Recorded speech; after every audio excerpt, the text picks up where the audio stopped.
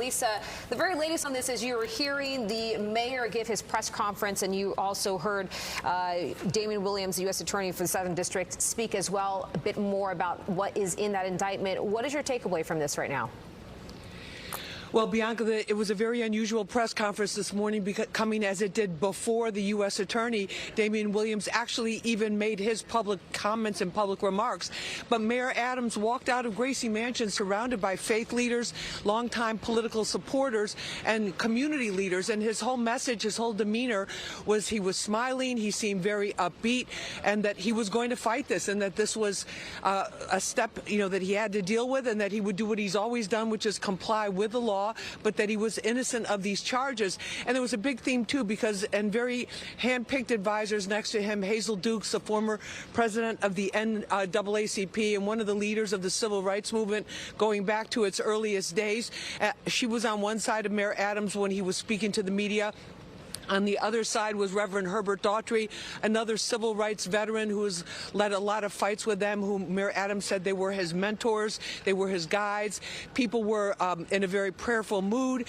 There was some disruption when the Black Lives Matter contingent showed up and they tried to disrupt him. They were shouting. There were car alarms going off on the block. It was very chaotic for a while, but they kept to what they were doing, kept speaking, and the message from everyone was basically let the justice system take its, just take its role and go forward, and time will decide and the truth will come out, because no one seemed nervous, no one seemed upset, they seemed very steadfast, and I think that's the message that he wanted to convey to people. And he said, listen, I'm going to fight these charges, but I'm staying in office. I have a job to do.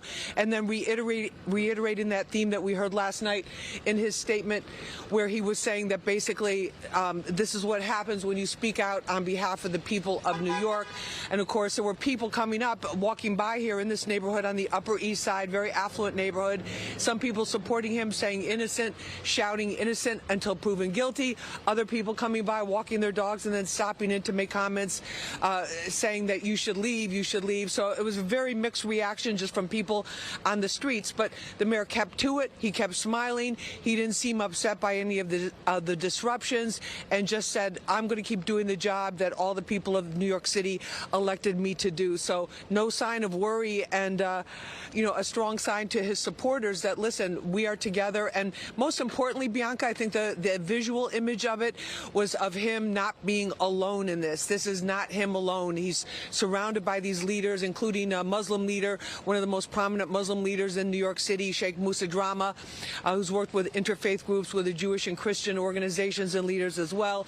So it was very a show of strength from his side, basically saying, I'm going to deal with this, but it's not going to stop me, and it's not going to stop what I have to do. Bianca? You're right. It shows strength with all those clergymen behind him. But will that work, and will that change perception? We will have to see. Lisa, thank you so much. We're going to turn things over to Fox 5's Morgan McKay. She was inside the press room when the Southern District laid out the charges against Mayor Adams. She is live outside of Federal Plaza in Lower Manhattan with the very latest on this. Morgan, I want to go back to something that the mayor said about how this process unfolded, speaking about the fact that they didn't know information in a timely manner, saying that also the news media was receiving some of the information before him and his team, and that the feds want this to publicly play out. You heard about this pretty early on, so what are you hearing on the ground there, and how did people react to you when you were saying that this was going to happen? Well, so one of the things mentioned in the indictment was this Turkish consulate that we have been reporting on for a while now, and how Mayor Eric Adams allegedly had fire officials just pass a safety inspection for this Turkish consulate. And today, the U.S. Attorney Damian Williams says that Adams pressured these fire officials to go ahead and give the green light to this Turkish consulate when it wasn't passing fire inspection safety standards. And in return, he was getting luxury benefits from Turkey and other countries. From Turkey alone, I believe, was around $120,000 in luxury benefits. Now, Damian Williams, he said today, he called it, quote, a grave breach of the public's trust. He said, quote, these are bright red lines, and we allege that the mayor crossed them again and again. They are saying that this corruption, alleged corruption, goes back for nearly a decade, back when Mayor Eric Adams was Brooklyn Borough President. They said he not only received these luxury campaign donations, these luxury perks, he also sought them not only from foreign nationals, but also corporations, which are not allowed to give to New York City races. Now, he also was able to do this by using a straw donor scheme, which means that these corporations would pay, some of these smaller people, maybe just a regular person, to then donate to Adams' campaign, and then the person who donated would get reimbursed. Now, this indictment lays out, again, just a decade of Adams receiving benefits, and what really stood out to me is they're also alleging that Adams sought after these benefits, and they said he received free or discounted travel to France, China, India, Hungary, and Turkey. And he also allegedly received free hotels, dinners, and entertainment. So for one of these, in the indictment, for one of these trips, he told his staffer to look in her desk, and there he left some money to reimburse for this Turkish airline. So again, there's a lot in this indictment. It's about 57 pages, but the SDNY today is just really alleging that Adams had a big role in not only looking and seeking these illegal campaign contributions, but also accepting them.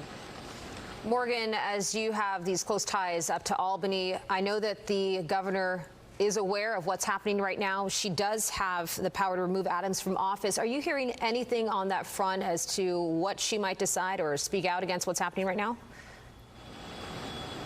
I'm sorry, Bianca, can you repeat that question? You cut out there. Yeah, the governor, we're talking about Kathy Hochul, who has the power to remove the mayor. Do you know, have you heard of anything about her speaking out more so than the fact that she is aware of what's happening right now? So Governor Kathy Hochul is in Syracuse right now. There is no plans at this moment for her to return, according to her staffer that I spoke to earlier this morning. I don't know if things have changed now that the indictment was unsealed. The same thing for House Minority Leader Hakeem Jeffries. They said that he would likely have a statement after this is unsealed. So I think there is going to be a lot of questions, once things sort of wrap up here in the afternoon. The other big question, too, is just, what will President Joe Biden do if, we're in a tough election race this year? Will he pressure Hochul to remove Adams, because that's the only way that he would be able to be forced out, is if Hochul removed him. Now, we do have a soundbite here from the U.S. Attorney Damian Williams. We're going to play that right now. The conduct alleged in the indictment, the foreign money, the corporate money, the bribery, the years of concealment, is a grave breach of the public's trust. Public office is a privilege. We allege that Mayor Adams abused that privilege and broke the law. Laws that are designed to ensure that officials like him serve the people, not the highest bidder, not a foreign bidder, and certainly not a foreign power. These are bright red lines, and we allege that the mayor crossed them again and again for years. That is the only reason we are here today. Now, Williams also said that repeatedly Adams would tell the public that he wasn't getting any sort of perks. But again and again, they say that he was receiving them for since 2014 to 2021. Now, we also have a soundbite from Mayor Eric Adams here that we're going to play. And we are not surprised. We expected this. This is not surprising to us at all. The actions that have unfolded over the last 10 months, the leaks, the commentary, the demonizing, this did not surprise us that we reached this day. And I ask New Yorkers to wait to hear our defense before making any judgments. Now, Williams also alleges that Adams used his staff in this alleged scheme to receive these illegal campaign contributions. And they told the public right now, and anyone else working in government, that if anyone else knows of anything, to come forward now.